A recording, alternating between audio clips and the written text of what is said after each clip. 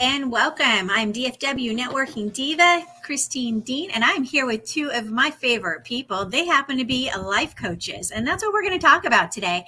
Really, it's all about how do you make your life better. And I know some people believe in it. Some people go, what is that? They've changed the names over the years, but I really think life coaches have an important role to play in our lives. So I would love you guys to go ahead and introduce yourselves. I don't care if you want to arm wrestle for who goes first, but I'm going to be a gentleman and let Nancy go. there you go, Nancy. Thank you, Steve. Tell us.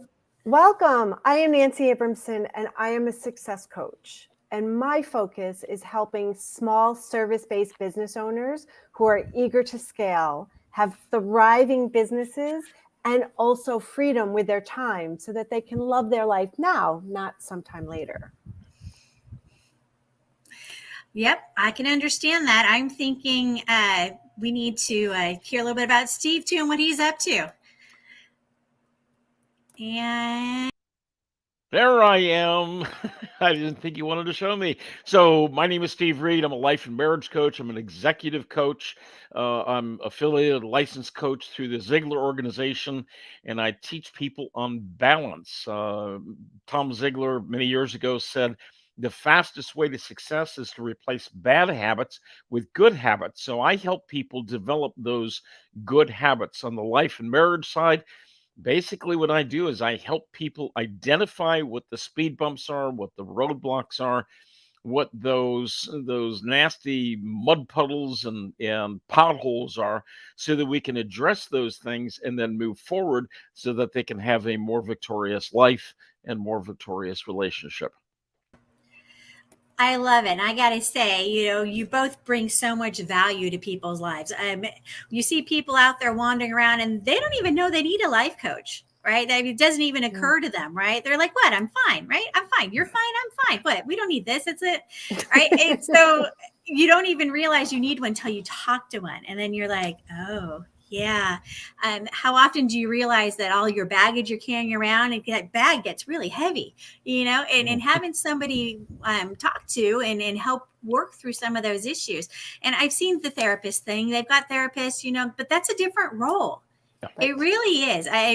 You guys want to talk a little bit about the difference between a therapist and a life coach? Go for it, Nancy. So, you know what? I heard this quote recently that I love. You can live your life by default or by design. And you're living, it's one or the other. It's either by default, and for years, probably decades, that's how I lived my life, was by default. I wanted to get away from a bad job, so somebody else offered me a job and I took it. And I'm like, okay, I'll just go this way. And I was kind of like floating along, reacting to circumstances or opportunities that came. And then I started kind of learning about the design in your life and being intentional. And so I would kind of swing back and forth. And now I completely live my life by design. I am intentional about what I'm doing. And with a therapist, and I'm not a therapist, but it's kind of like helping somebody to listen to and help you through some of your problems. And I'm not here to help you with your problems as much as I will help you to get clear about what you want to design and where you're going. And then I will help you with a plan to get there. And then also remove the blocks and things that cause you to stumble along the way. Like, why are you not making those sales calls that you know to make? Why are you getting tripped up over the fear of failure or fear of success or fear of whatever? So, Steve, I know you have more to add to that. Well put. Now, I also am not a therapist or a counselor. However, I counsel people all the time. And one of the things that I do is I look for people's triggers. What are the things that are holding them back? What are the challenges that they are dealing with? And what is the root cause of some of those challenges? Was it because somebody, when you were 10 years old, told you you were ugly, fat, and stupid? Or is there something else? Was it an ex-spouse? Was it somebody in a previous relationship? Was it a parent? Was it a coach? Was it a teacher? Somebody has told you unfortunately a lie, and you bought it. So what we have to do, what I do, is I help people go back to those lies, eliminate the lies, and tell them the truth about who they are. And I tell them, I have them go through a lot of exercises. Number one is, if you're sitting in a room and there are two chairs in the room. I'm going to steal part of this from a friend of mine. Bob Bodine wrote the book Two Chairs, and he says you're in a room where you've got two chairs, you're in one and God is another, and you just have a conversation with God. Okay, well, my conversation goes like this: God, who am I? Give me my attributes, my strengths of who I am. Then tell me what my skills and my talents are, and then from there, what is my purpose? And when I walk people through that process, all of a sudden the light bulbs come on. That makes total sense. So I look at the past to figure out what the roadblocks were, what those triggers are, and then we start planning for the future as well. And I like what you said, Nancy, about not living by default, living by design. I totally concur with that. Oh, I love that, Nancy. Absolutely. The idea of living by design. I think a lot of times we go with the flow too much. Like you Yeah. said, oh, this opportunity. Okay, whatever. Do, right. There's not really any purpose behind it. Right. You go to work, you come home, then what do? You eat dinner, you sit down in front of the TV, you go to sleep, you start over the next day. There is no passion. There's no, and I know that's one of the struggles is some people are like, well, I don't know what my passion is. Do I have a passion?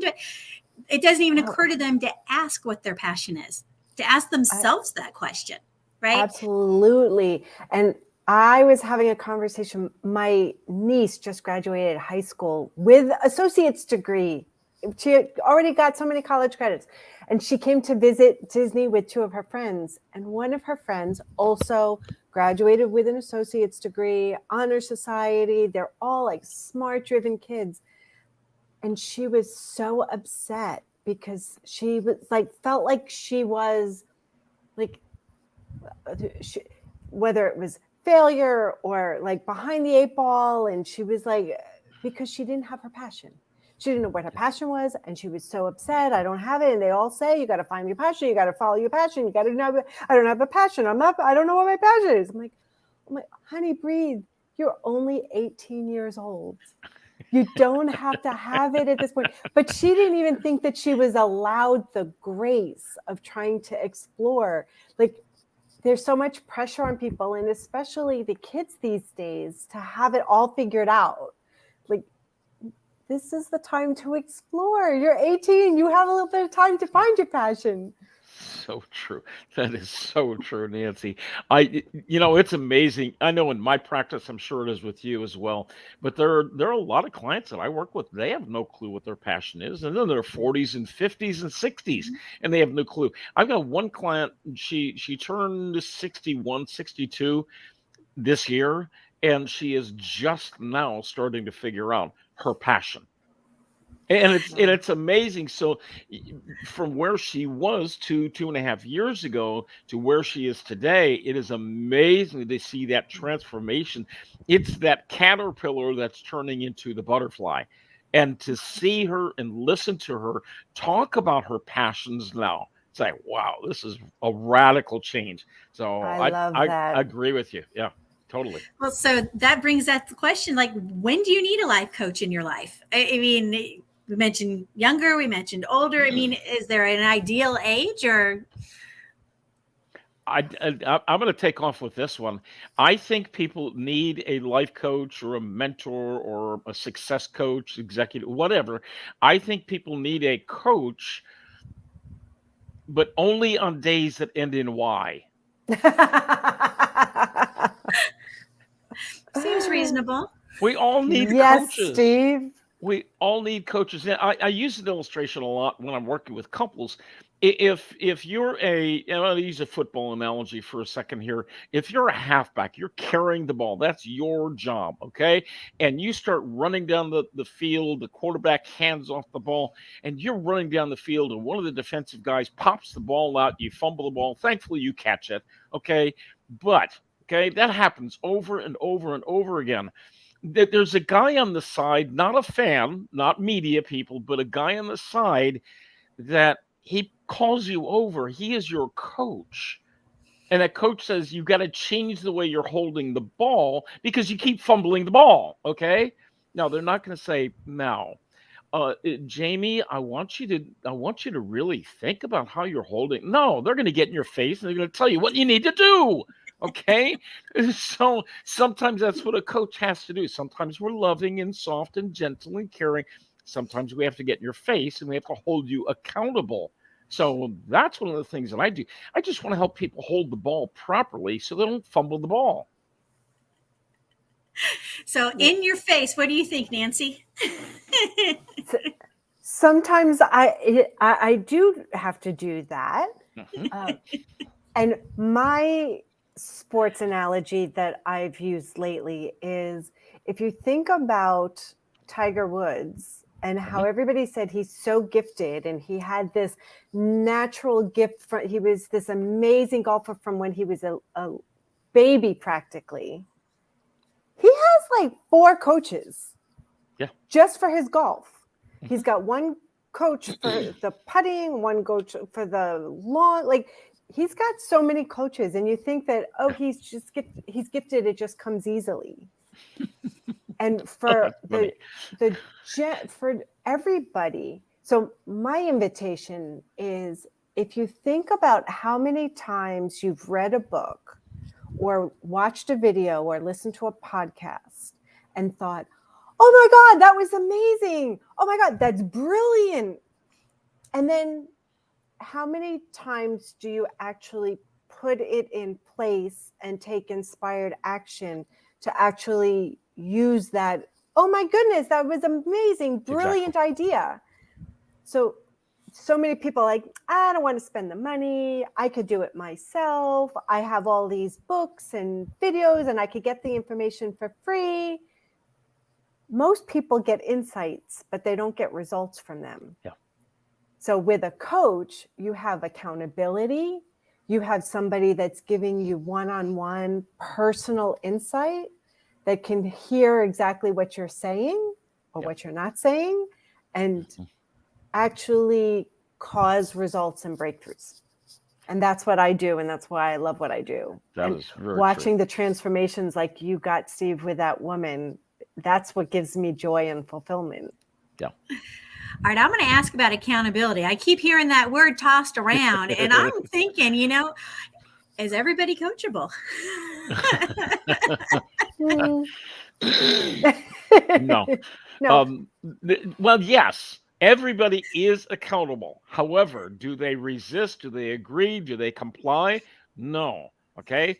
But if you're pulled over on the side of the road by a state trooper, he or she is going to hold you accountable. I promise. And they will hold you accountable.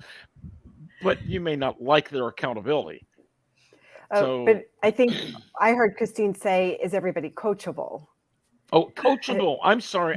I missed. Those go hand in hand. She went from accountability to coachable, and there is a difference. But they really do go hand in hand, right? No, not everybody is coachable. There are some people, they just stick their heels in and they're just not going to go. I don't care what you have to say. It's just not going to happen because I don't like you. Because I don't like that. Because I don't want to be held accountable. I don't want to be held accountable. Yeah, I don't want somebody telling me what to do. I'm an adult. I don't need your stuff. Okay, fine. When I was starting out, my very first coaching call was with a woman that was like, oh, who's your ideal client? That sounds like me. I've been interested in a coach. Would you like to do a practice session with me? By the way, I don't do practice sessions anymore. And she was a great lesson in who's not coachable. Yeah. Because anytime I asked a question or made a suggestion, she's like, nope, you don't understand. This is the way it's always been. This is the way it has to be. You don't understand the industry. I'm like, I actually kind of do. But no growth happens inside the comfort zone. And our brains want to keep us in the comfort zone. It's scary outside the comfort zone sometimes, but that's where the growth and the expansion and the results happen. Yeah. So there are a lot of people that will allow their brains to keep them safe. This is what I know. Yes. this is what I understand. This is safe. I'm going to stay right here in my little box. Yeah. And if you're comfortable and happy with that. Nancy, that is so true. Real quick, funny story.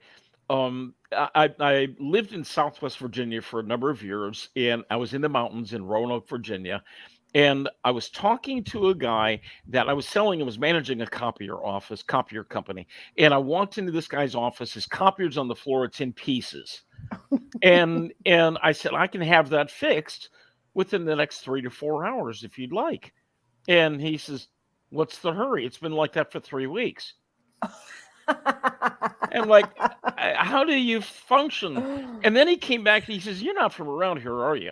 I said, no, I've actually been moved up here from Houston, Texas. He says, now we only do business with people from here. And I'm like, what is wrong with you? I mean, it's just, that's the narrow-minded, I'm in this box and I don't like it because you're disrupting my box and I can't handle that. So you're going to have to leave. I'm like, okay, fine. He was not coachable at all. So true, right? And that's the thing. Are we coachable? Do we want to be coached? And there's a difference between saying, oh, yeah, I want to coach, but are you willing to do the work? Right. What does that mean when you say, are you willing to do the work? Yeah. How does that translate in a life coaching kind of situation? What does that look like for people? When you tell them you're going to have to work at this, and they're like, well, what does that mean? What do I have to do? Well, for an example, my client who gets, she does the work. She'll get kind of, when I make a suggestion or an invitation to have a certain phone call or to do things, like, for example, she does not like being on the phone. She doesn't want to do the sales calls. She was like, I would much rather email or have somebody else do the calls. And when she took my invitation, much to her, like, I don't want to do it. I get these text messages. Oh my God, I called three people and 2 of them bought and signed up and bought my program. I'm like, so she resists, but she does it. Yeah. She'll do it, even if she gets a little, But then I always get these text messages with the victories afterwards. And then she teases me that I'm always like a proud mama because she does the messages and I'm like, so it's doing what's uncomfortable, but being willing to do it, to be willing to test it, to be willing to try, to be willing to step out of that safe little comfort zone. Yeah. You know, Nancy, a lot of times in my initial calls, whether it's with a couple or an executive, whatever the case is, I generally tell them the same thing. There are going to be some things that I'm going to recommend to you that may be uncomfortable, that may push you out of your comfort zone, okay? And you may get to the point where you really don't like me very much. That's okay, because I'm not doing this as part of a popularity contest. I'm doing this to help you. You reached out. We're trying to help you get to a better level in your life, whatever that looks like. I will assure you, though, if you do the things that I suggest that we talk about, I assure you that at the end, you're going to love me. So that changes. Okay. Even better, they might actually love themselves. Well, yeah, absolutely. that is so very true. So, but you know, I had a client, and this is kind of a twofold thing. A client several years ago that we'd been working together for several months, 4, 5, 6 months. They were dealing with some mindset things and attitude things, and their default was very negative. I can't, and that won't work, etc. And we couldn't get past that. We finally, after about 4 months, got to the point where they weren't saying that anymore. And then about 3 or 4 months later, they popped one of those things in. And I listened to it. I didn't say anything. And about 10 or 15 minutes later, they did it again. And all I did was, and they said, you heard that, didn't you? I said, yeah, I did. And they said, you probably heard the first one too, didn't you? I said, yeah, I did. They said, you don't let anything get by me, do you? Or by you, do you? I said, well, you're paying me to not let things get by. So that's number one. Right? Well, then they came back, and this is the funniest part. So this was on a Zoom call. They said, you should be very thankful that I really respect you. I said, why is that? And he said, well, because if I didn't, I'd flip you the bird. And I said, go right ahead. You're paying me enough. You can give me a double bird. I don't care. I'm an adult. I can handle it. I've got thick skin. And they just sat there and shook their heads. And, okay, you win. I said, I'm not trying to win. I'm trying to help you grow. And then that was it. But you have to set the standard, set the stage for the right kinds of conversations with the people. And if you don't set the right stage, then you're going to miss the mark on them. Agreed. That's great, Steve. Well, and I'm wondering, people are resistant to change. They're resistant, right? So how do you know when you're ready? You're ready to make that step forward. I mean, it's kind of scary to make that change, just to make that phone call, right? And be like, all right, I heard this Steve guy, there was this Nancy gal, they were talking, they kind of made sense what they were saying, what do we encourage them to do? What's their first step? Well, my thought is to answer the first question is, how do you know when you're ready? When either the uncomfortable becomes uncomfortable enough that you're willing to take action.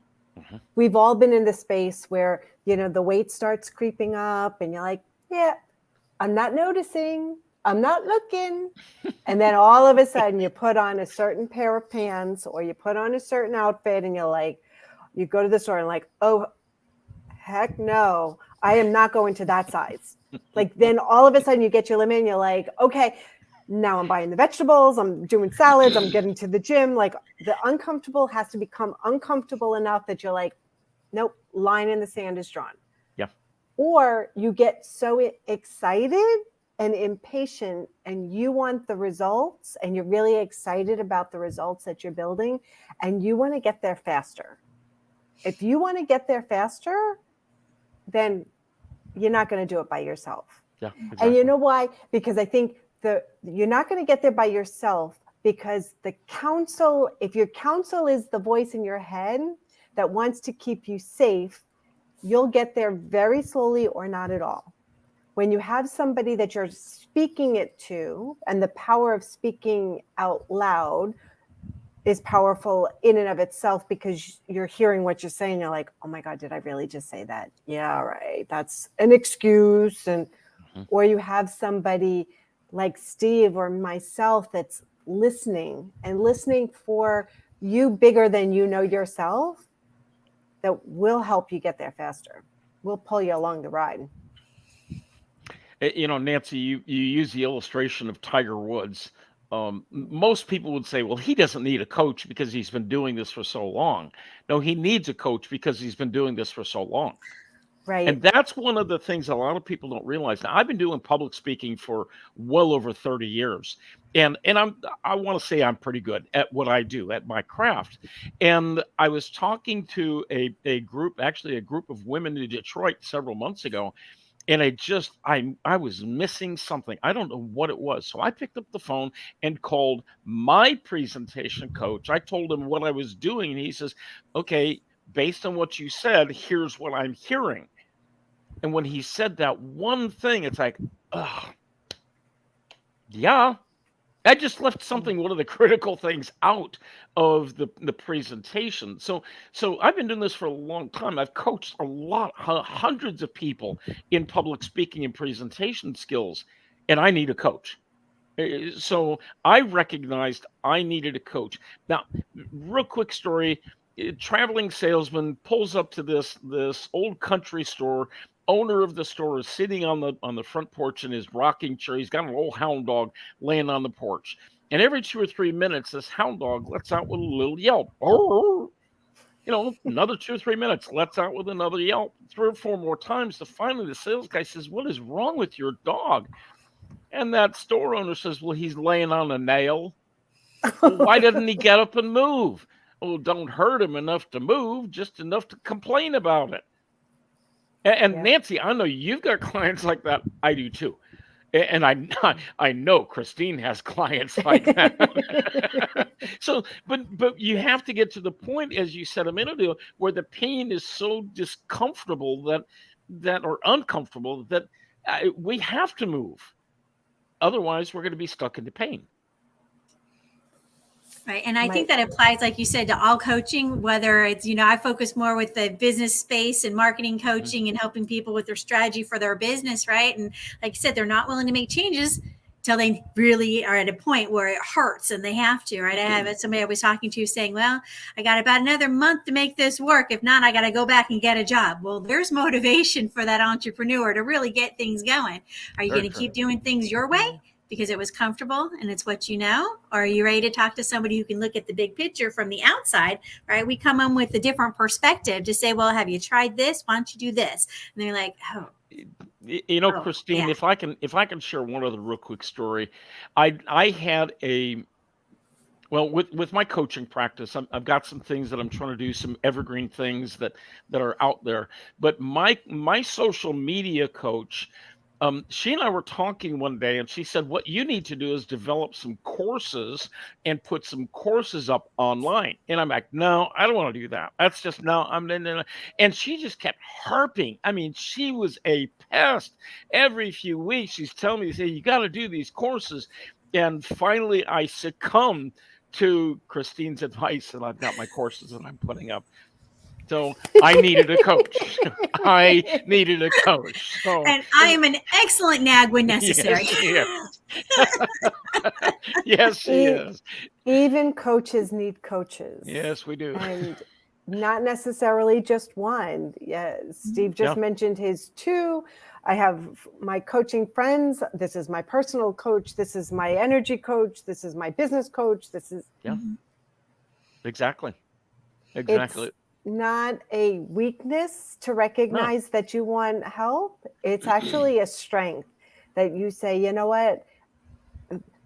I'm one of those that puts Post-its on the mirror in my bathroom so that I can read and remind myself. And one of the first ones that's been up the longest, I am not alone and I don't have to do it all myself. Because as a New York girl, I live my life that I have to have it under control. I got it. I'm not going to show weakness. And I was living and working in Manhattan. It was like, nope, can't admit that I don't know something. Yeah. I'm like, so I transformed that. And I don't need the reminder every day like I used to, but I keep it up anyway. That it's actually a strength when you recognize that I could go it alone. Yeah. I'll get there. Probably, but it's going to take me a lot longer. Yeah. But if I want to make the difference I want to make, and if I want to help all the people that I want to help, then it's best to get help and to get people to help me do the things that are not my zone of genius, or the things that are energy vampires and the things I don't want to do or don't like to do. Let somebody else do it. And then I could pay them and I help them by giving them the money. And then I don't have to be the one to do everything. Yeah, exactly. Well, it's knowing your strengths and knowing your weaknesses and working in your strengths. And if you need to improve on the weaknesses, then you seek out those people that will help in your weaknesses. But really, it's living in your strength. There is a fabulous movie my wife and I just stumbled on about a month and a half, maybe 2 months ago. And it is a coaching movie. It's all about coaching. And the title of the movie is 7 Days in Utopia. And Nancy, you mentioned golf before. The storyline, basic storyline, young professional golfer has a meltdown on a golf course in one of the tournaments. And he's on national news throwing his golf clubs in the pond and all of that kind of stuff. Well, and his father, who was his coach, is shown walking off the golf course because he has an accident driving to the next tournament, and Robert Duvall, I think it was, rides to the rescue and says, if you'll spend the next 7 days with me, I will teach you how to be an exceptional golfer. And while they talked about golf, they were talking about everything else besides golf. So highly recommend 7 Days in Utopia. Outstanding movie. I'll However, have to check it out. you won't like me at the very end because there's a cliffhanger. You will not like me, I promise. I see a theme here, Steve. This whole not liking you thing. Is this an ongoing thing we should be worried It's about? so worth it. It is so worth it. So, but there is an answer to it. You have to follow through on something that's offline. So anyway, but excellent movie. Well, and I was Christine? something that you mentioned earlier, Steve, that really got me thinking about how y'all help people, right? Recognizing as an outside perspective, right? Being able to look at them and see things that they may not realize about themselves. And you're like, oh, shoot, right? Yeah. And then there's other times that we know something's not quite right, but we don't know what to do about it, Yeah, right? And you had mentioned triggers earlier. And to me, that's a huge area of, you realize you're acting irrationally about something and you don't always understand why or what's going on. And it makes you act in crazy ways. You guys want to talk a little bit about triggers so maybe people will recognize and go, you know what? Maybe I want to do something about that. Well, Christine, we all have triggers, good triggers, bad triggers. Okay, if you're driving down the road and you pass by a restaurant where you met your boyfriend, your spouse, your fiance, your whatever, and you look at that restaurant, that's a good trigger. I remember when we first met there, the first day, it was absolutely amazing. However, 2 blocks away, you drive by another restaurant, and that's where you broke up with a previous relationship. That's a negative trigger, okay? And you don't want to go anywhere near that rest. Funny story, okay? So when wife Suzanne and I started dating, actually before we even started dating, we were just chatting one day, and we had known each other for about 15, 20 years prior to this. And she said something that if she ever got remarried, it would never be in September. I'm thinking, oh, that's kind of odd. So I didn't think anything about that. A month later, we're dating, we're starting to get serious. And I said, okay, you said something months ago about not getting married in September. Why is that? And then it hit me. That's probably when she got married to her ex-husband. And I said, tell me what day of I assume you got married in September. Yes. Okay. What day was it? She said, well, she told me the day. I said, okay. What time of day? And she says, well, it's 2:00. I said, Eastern time zone or Central time zone? And she says, Eastern time zone. I said, here's a little tidbit for you. We got married exactly 11 years apart to our previous spouses, exactly to the minute. That was a trigger. Wow. She did not want to get married again in September. So we got married in August instead. So anyway, but the triggers, and they do all kinds of bizarre things, make us think crazy thoughts. And those thoughts are oftentimes irrational thoughts.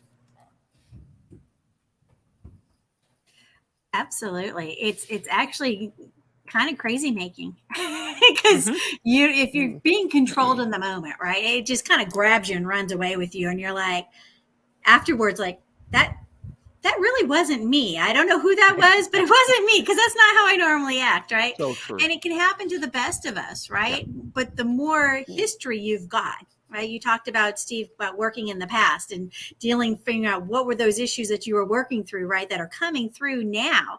And you may have no idea that that's what it's related to. Mm-hmm.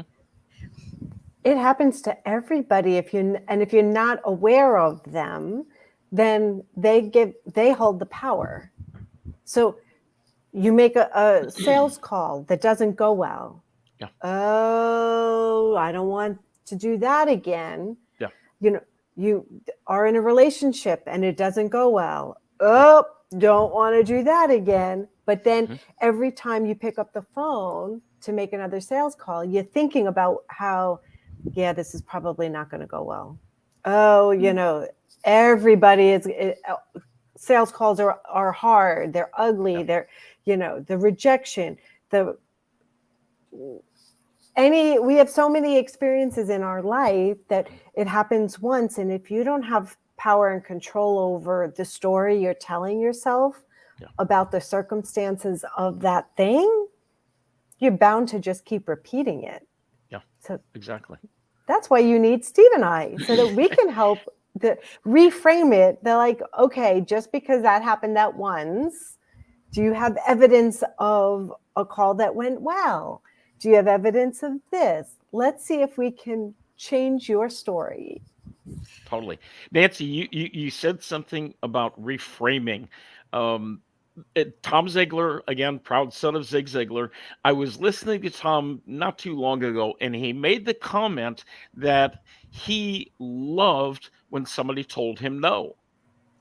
So, and he was, when he first started working for his dad, he's selling books and tapes and conferences and seminars and retreats, and all of that kind of stuff. And he said he figured out, looking at his numbers, that every seventh call he made was a sale. So he started counting up all the no's. Well, there's one. Well, there's two. And when he would get to seven, get ready, folks, because you're about to be sold. And so he had that kind of a mindset. Now, was it exactly every seven? No. I mean, sometimes it was three and then nine, but the average was every seven calls, he would have a sale. So if you know that going into making your phone calls and scheduling your appointments, you know that ahead of time. Okay, I know I'm going to be successful 1 out of 7. It changes your frame, your mindset. Absolutely. And it makes all the difference in the world when you're talking to people. Ooh, here's a great topic right off of that. Realistic expectations. Yes. Absolutely. What counts as a realistic expectation, right? How do you meet it? And then you're so upset all the time because nobody's doing what you think they should be doing. Yeah. I say all the time that most of the problems in our lives can be mitigated or avoided based on expectations. Mm-hmm. Because it's all about the communication.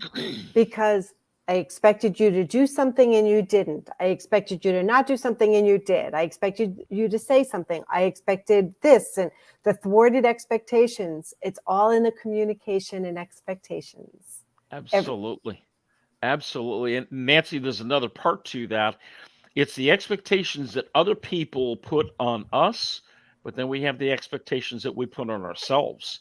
Yep. And then we start playing the comparison game of, well, so and so, they're much better at this. I will never be as good as they are.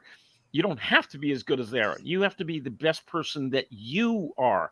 So we got to stop comparing ourselves to other people.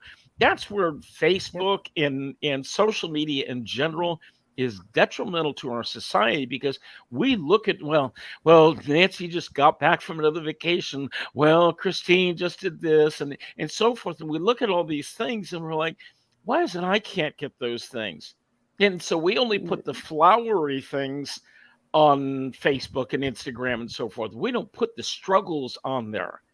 And as a result, our expectations are diminished because we're comparing ourselves to a lie or a fantasy that somebody else is living and showing the fantasy side of things. And most of the time it's fake anyway. Exactly. Steve, thank you. You've actually just mentioned 2 of my courses in this one conversation. I teach the trap of comparison and how to stop being upset and feeling less than, and you could be excited and inspired about what's possible. And the know your numbers and grow your business. So how important it is to know your numbers, and the trap of comparison. You've hit 2 of my 3. Well, I knew that, and I set it up and that we way. Just met. That's fantastic. And when you were talking about the no's, and from Ted Ziegler, one of the books that I love that made such a big impact on me, I don't remember the author's name, but it's yes is the no is the go for no, yes is the destination. Yeah. And it's a short, fast book. It's a fun read. But boy, when I was doing sales, that had so many massive impacts between the knowing how many calls you need to make to get to the yes, and going for no's, so that when you get the yes, it's like, oh, all right, my target is getting all my no's. But the other one that was the big hit in my gut was, he was telling this story when he stopped selling because he had an internal limit. He would never spend more than $1,000 in one transaction. So when he had a customer that was buying. When he got close to 1,000, he just stopped selling without even realizing it, because he's like, oh, he's done. Yeah. They reached their maximum, what they perceived was their maximum potential. Exactly. And they shut down. Judgments. Yeah, absolutely. Exactly. Hey, guilty. I've done that myself. And it's not pretty when that happens. So Yep. And that's where the life coach comes in, right? All your coaches, they tell you that your potential is beyond what you can see, right? You start with this dream. You know, I was talking to one of my clients and they're talking about, you know, I want to help people. I have this nonprofit. So they've got this nonprofit. I said, well, what if you took that nonprofit national? What do you mean? What about affiliates? What about other chapters? The Red Cross does it. They serve the world. Yeah. Why can't you? And they just stopped. It's like, I couldn't I? It just, they had never thought that big, right? Mm-hmm. You know, they mentioned, oh, well, we could do national. I go, why stop yourself there? Why are you putting borders on yourself? And, you know, getting people to think about the potential and what they can do and what their possibilities are. The only person holding you back is you. I do have a client that when we first started working, she had one assistant and they had to go out and service all the clients themselves. And when we started talking about like growing and scaling the business, and she's like, well, how am I going to be able to handle all of those clients? I'm like, you're not going to be the one doing it. You're not going to be the one servicing and going out doing all of the calls. Wait, what? And she keeps laughing about it. She's now up to 9 employees. Oh, good for her. She thought she had a business before, but she didn't. She just had a job, and because she couldn't take time off without the money stopping. Yeah. Now she legitimately has a business and 3 teams that can go out independently. That's cool. And then I do my happy dance. I don't think our clients have any idea how excited we get. This is why we coach, is because we like to see other people succeed and we like to be able to help lift them up, right? And I don't know if they understand how excited we get when they share their wins with us, right? When I get a message from a client says, I just got, 24 leads in less than 24 hours. Thank you for doing my Facebook ads. I go, yes, I'm dancing. I'm doing my little happy dance, Nancy. I totally get it. Because you're like, I think I get more excited for their wins than my own wins. Yeah. Oh, absolutely. Absolutely. So I had a client several, 2-3 years ago that I like working with people, giving them the tools. I know you do also, Nancy, and you, Christine, but I like giving people the tools so that they don't, hate to say it, so they don't need me all the time. Okay. It's a lousy business model, but I was sharing some things, some tips with this one particular client. And several weeks later, they were describing a scenario to me that they were sharing with somebody else. And I just sat there and I started to grin. I mean, it was like a Cheshire cat, the banana sideways thing. and they're like, why are you grinning so much? And I coined a phrase. Okay, this is one of my quotes. Legacy happens when the student becomes the teacher. And they had become the teacher. And so our job isn't just to change and manifest new skills, new talents, new mindset, all of that in one person, but who can they manifest those same things, those same tools with, so that they're actually multiplying their impact, not just showing up and taking care of themselves. Exactly, Steve. That's great. I agree 100%. So we're offering all these training and helping. And so, Nancy, you touched a little bit on your courses. I want you to hit them again. Tell us a little bit more about what each course can do, what that value that can bring, how they can get to those courses. And then, Steve, I'm going to have you share your courses too that you're working on. Excellent. Well, thank you. So far, I'm still doing them live. I have not yet recorded them for download, but that's in the near future. It's the Know Your Numbers and Grow Your Business. And the free gift that you are so wonderfully scrolling on the bottom is a great report that I put together. That's 3 crucial numbers that you need to measure to have a thriving business and have more free time. So I have that teaching, like, what are the numbers that you need to know? Why do I need to know my numbers? Yeah. Because when I wasn't watching the right numbers, when I was so busy having fun in my first real business, I was loving what I was doing. I was making products, I was selling products, and I was going along. And even though with my very strong accounting background, I wasn't watching my numbers and I didn't see the signs when the economy turned, it was not able to pivot. So I'm very passionate about helping people to know, like, are you profitable? Are you making money? Is your company growing? Is it shrinking? So that is one. The trap of comparison. So as we mentioned, and then my big one is the productivity to profitability. Yep. With my signature 3 P's of planning, I will help you to make more money in less time. And who doesn't want that, right? Exactly. Absolutely. And probably fewer diversions along the way because they're listening to their coach. Exactly. So, well, and I help. It's the first P is the power to say no to distractions and things that don't move you towards your goal. Oh, that's good. That's good. Well, you talked about intentional earlier, right? And making the decisions, and that's huge, right? A lot of times we just go with the flow. If you have a goal, you have something to work towards. You're never going to get there if you don't have that goal. So you got to start somewhere. Exactly. If you don't have a direction, how do you know if you're going to get there? And was it like the scarecrow from the Wizard of Oz? It's that Exactly. Great illustration. I'm just going to click my heels 3 times. What are you talking about? I've tried that. And I've had really fun red shoes and I've tried it. I'm so tired. I just click my heels. I just want to be home. There's no place like home. There's no place like home. And you know what? I was still standing on the same street. Go figure. Well, so tools to help people. We are not advocating the ruby red slippers. No, they you can have the ruby red slippers. They are fun. They just will not give you the results that you think. Not practical whatsoever for a tool. That's movies. Well, Steve, I know you've got some tools that you like to use when you work with your clients. Why don't you talk to us a little bit about that? Well, I've got one course that is online right now, Stephen Reed Coaching.Solutions, or you can find me through Stephen Reed Ministries. The first one that I published is called Finding Emotional Freedom. And the whole point to that is finding out what those speed bumps are, those potholes that we've had in the past. And I walk people through. It's about 2.5 hours of video content, but about 10 hours of overall content that people have to go through.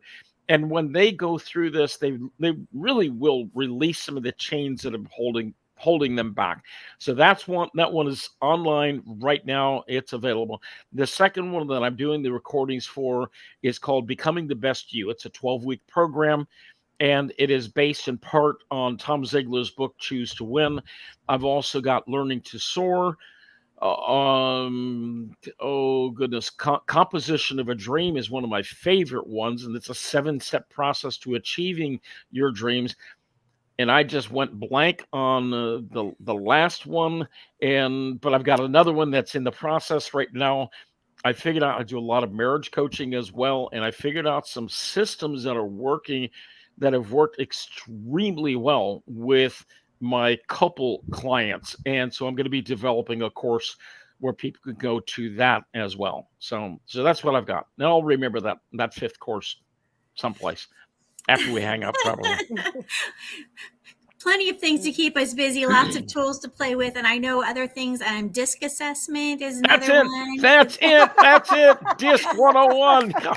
That's how I got my start coaching, using DISC. Oh my gosh. Thank you, Christine. See, what did you say, Steve, before about how you've been doing it for so long that you get comfortable and you forget? That's why you need coaches to...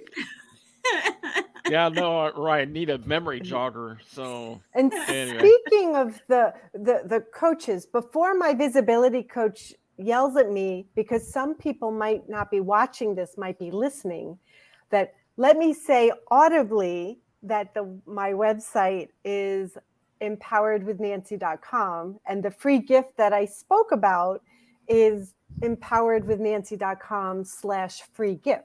So if people are listening and not watching, I didn't want them to feel like they were missing out and losing out. Absolutely, Nancy. Steve, you want to share audibly how to contact you?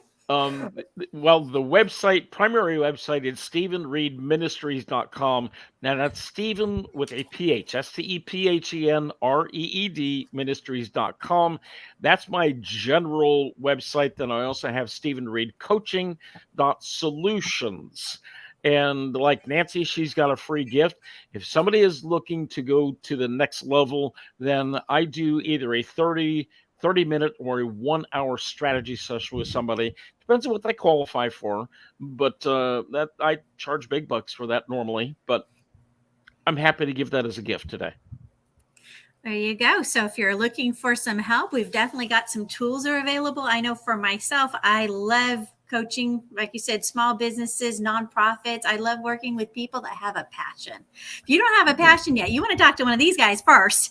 Go talk to Nancy, go talk to Steve, get your passion. Once you got your passion, come visit me and we'll help make it reality, right? But that's what I love to do, whether the nonprofits. And so I always offer free consultations also, just to kind of get people reignited their excitement of what they're going to do. That's a huge thing, because without that passion, you don't want to do anything. You got to have your life coach to help get you going where you want to go. And so if that area is a business, reach out and let me know, because I love to help also. And I think that's why I love coaches. Coaches want to make the world a better place. Yeah, absolutely. It's as simple as that. For sure. I was in the corporate world for more years than I want to admit, because then you'll know how old I am. But working in Manhattan, crazy hours. I was on that hamster wheel, working 9, 10, 11 o'clock at night, almost every night, and doing what was expected of me. And I thought that that's what it was supposed to be like. And I was living for the vacations, living for the rare time off, living for when life was going to get better later. We're not guaranteed a later. And you know what? Life is now. Like, if you're not enjoying the now, then you're just wasting it. It's not because, it's heartbreaking when you see how many people from the older generations that would stay with one business for, their life, 30, 40 years. And then they finally retire and they have the retirement party, and then they die. Yeah. And they don't get a chance to enjoy. They've been working so hard to enjoy later. Yeah. That's why my passion is to help people have the thriving business, but the freedom of their time, and live their life now and enjoy their life now. Yeah. Well, and Nancy, what you're saying there is, a lot of times people get into that routine, that rut, whatever it is, of working for that corporate environment, whatever it is, whether it's a small business, big business, whatever the case is. But all they know for that 20, 30, 40 years is that business. So when they do retire, they don't start searching out a new passion. And that's why they die very quickly thereafter. They just sit on the porch and they start rocking, and they don't develop the new passions in life. What is your new dream, your new goal? Is it something totally different? And who are you giving to instead of, the corporate environment? So you got to keep the passions alive every day. Absolutely. I had a friend that was a surgeon, and he said, well, I'm going to be retiring soon. So these last couple of years, I'm developing hobbies. So I'll have something to do when I get out. I don't be one of those people that retire and keel over 2 days later. It's like, I'm going to do stuff. I'm like, all right, you do you, know, Awesome. And they picked a new hobby that they'd never done before, in their 70s. 60s, whatever it is, it's like, go for it. Go do something different. Life is too short to be waiting for the perfect moment. Yeah. Absolutely. That is so true. Any last words for our audience before we sign out today? Well, obviously, you can tell by Nancy's and my conversations and bantering that we are exceptional in our coaching skills. So you want to hire one or both of us. Nancy's got her specialties. I've got my specialties, and I work with other coaches on different things. But hire somebody, swallow that 5-letter word, pride, and acknowledge that you actually are not perfect. You could always use some help. So hire a coach. Excellent. I agree. And if you want to be like the most successful people out there, they all have coaches. So model what's been working for other people. Exactly. So if the most successful people, this is how somebody got me to do an ice bath, which I did not like, by the way. But if the most successful people are doing something like working with other people and working with coaches, maybe there's something to that. And you might want to do those success actions as well. Yeah. So yes, talk to Steve, talk to me, talk to Christine, depending on what you want, what results you're looking for. What your goals are. Exactly. Be the best you. And that's what we're all about. Entrepreneur Exactly. spirit and wanting everybody to succeed.